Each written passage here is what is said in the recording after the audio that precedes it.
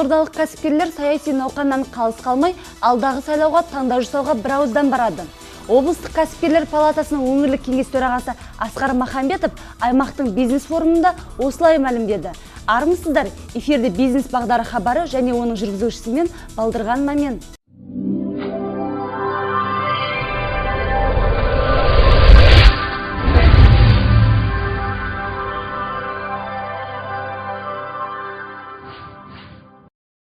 Облыстық кәсіпкерлер палатасының алаңында аймақтың кәсіпкер қыз-келіншектерінің басын қосқан іскер әйелдер кеңесінің отырысы өтті. Отырыс барысында аймақтың іскер әйелдері қазіргі экономиканың ерекше кезеңінде бірлесе жұмыс жасау маңыздылығы туралы ұсыныстар айтып, кеңестің алдағы мақсат міндеттерін талқылады, құрамын толықтырды.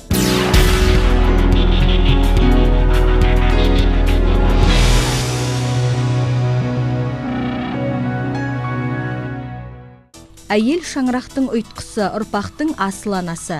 Сондай-ақ қоғамның ең белсенді мүшесі десек, соңғы жылдары олардың арасында кәсібін ашқандар қатары да күн санап өсіп келеді. Статистикаға сүйенсек, еліміздегі шағын және орта бизнестің 40% қыз-келіншектерге тиесілі екен. Қазақстанда әйел кәсіпкерлердің бастамасын дамыту бойынша оң тәжірибелер жеткілікті. Облыстық кәсіпкерлер палатасы алаңында өткен іскер әйелдер кеңесінің отырысында осы жылғы кеңестің мақсат міндеті белгіленді.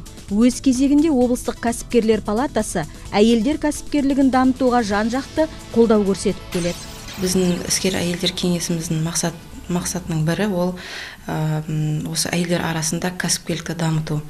Екіншіден ол іскер әйелдердің жаңағы міндетін жоғары көтеру. Енді міндеттердің бірі ол кәсіпті енді бастаймын деген әйелдерге көмек, қолдау көрсету. Және де көптеген әйелдер мысалы кәсіпті бастаймын деген бір бастамасы болса, оған ақпарат беріп, кеңес беріп, және де бизнес семинарларды өткізіп, және де көп жыл істеп жатқан кәсіпкер әйелдермен таныстырып, өз тәжірибесін жаңағы алмасу жұмысын жүргіземіз. Кеңес өз жұмысын төмендегі бағыттар бойынша жүзеге асырады.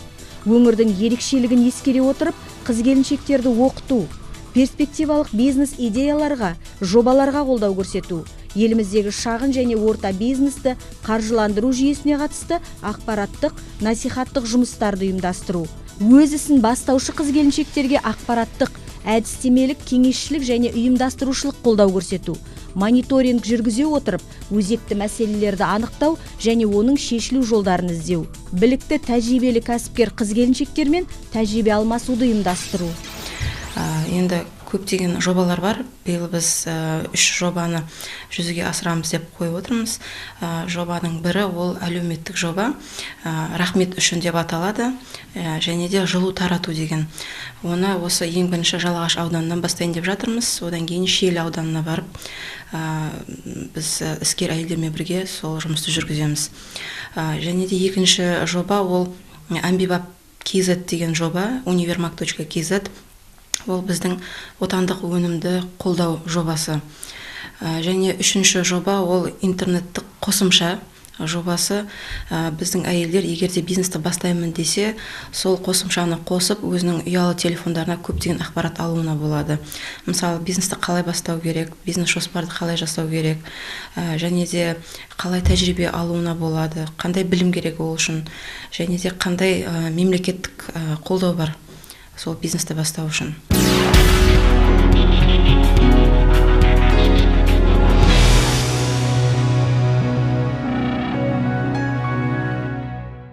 Жыл басынан бері қызылордалық кәсіпкерлер арасында сұранысқа ие қызмет түрі мемлекеттік сатып алу процесі.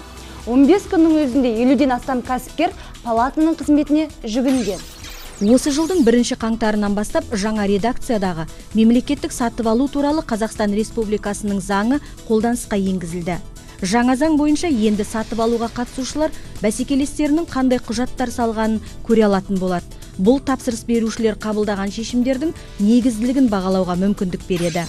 Жаңа заңға сәйкес конкурсқа қатысуға, яғни кәсіпкерлерге, яғни өнім берушілерге, яғни конкурстық құжаттаманы алдын ала танысуға және оның техникалық ерекшеліктерінде орындалмайтын шарттарын даулауға мүмкіндік беріледі. Яғни ол оған, яғни алдын ала дайындауға мүмкіндік беріледі.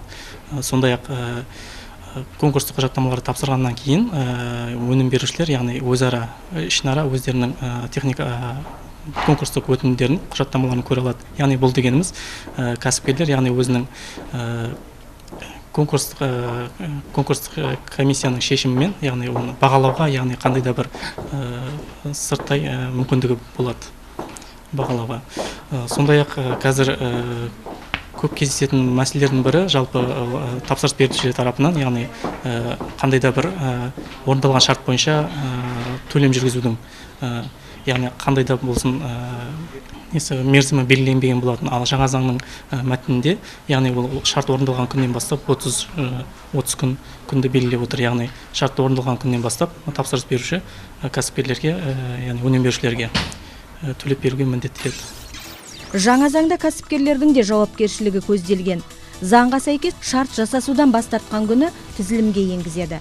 Мәселен, егер сатып алу жеңімпазы өз электрондық цифрлық қолтаңбасын пайдалана отырып, 3 күннің ішінде шартқа қол қоймаса, 4-ші күні ол мемлекеттік сатып алудың жосықсыз қатысушылары тізілімінде тұратын болады. Мемлекеттік сатып алу заңнамасына сәйкес сауалдар туындап жатса, кәсіпкерлер палатасы кеңесшілері түсіндіріп, мағлұмат беруге дайын.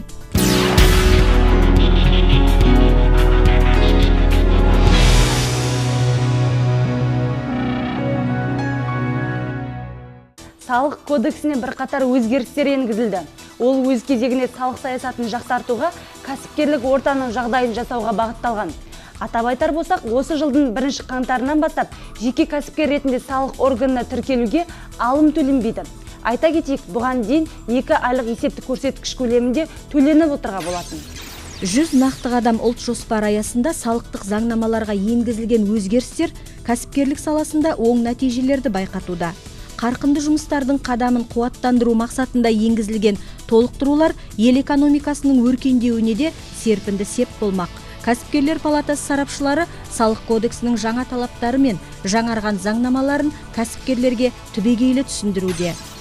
Салық кодексіне биылғы таңда бірқатар өзгерістер енгізілген. Атап айтқанда, бензин, дизель отынның, алкоголь өнімінің көтерме немесе бөлшек саудада сататын салық төлеушілер ақшалай есеп айырысу жағдайда операциялары онлайн бақылау касса аппарат арқылы міндетті түрде жүргізу керек. Бақылау касса аппаратын бұзылған жағдайда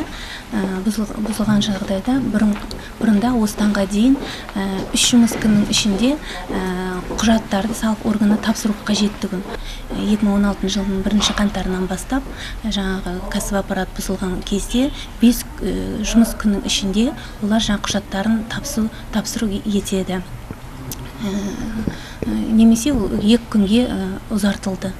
Сонымен қатар алкоголь өнімін көтерме немесе бөлшек саудада сататын салық төлеушілер жыл сайын төлейтін жаңа лицензиялық алымдар бар емес па?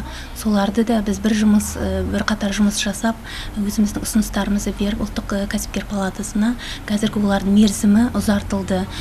Бұрынғы жылдары осы таңға дейін 20 қаңтар болса, биылдан осы 2016 жылдың бастап, 1 қаңтарынан бастап ол 20 шілдеге дейін ұзартылды.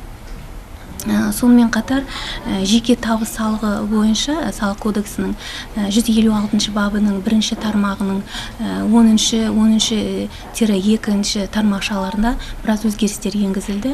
Оның ішінде атап айтқанда Ұлы Отан соғысының ардагерлері, жаңа оған теңестірілген адамдар, 1-2 топты мүгедектер, бала жасынан мүгедек топты танылған баланың или оның немесе баланың бір ата-анасының бірі бұрында осы 1 қаңтарға дейін 55 еселенген республикалық бюджеттің заңына көрсетілген бір айлық көрсеткіш мөлшер болатындығын ол биылғы жылдан бастап 75-ге көбейді.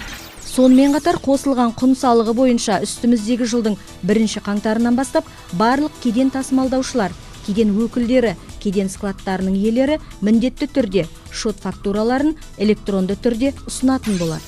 Қазіргі таңда ондай міндет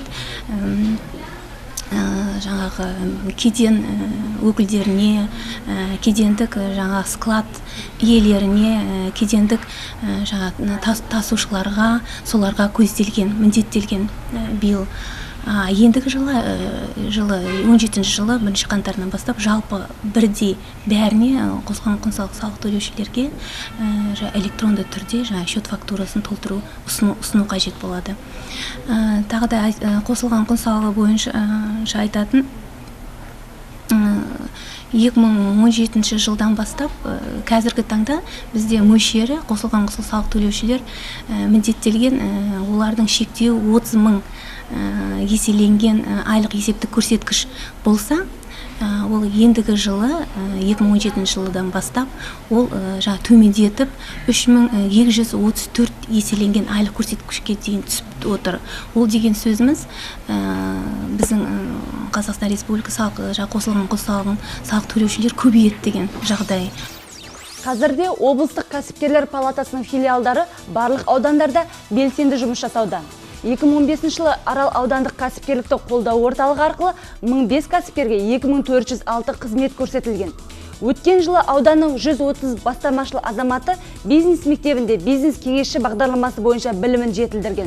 Айта кету керек, жыл басталғалы Арал ауданындағы орталық енді кәсібін ашуға талпынып жүрген тұрғындарға 43 кеңес беріп, 30 кәсіпкерге сервистік қызмет көрсетіп үлгерді.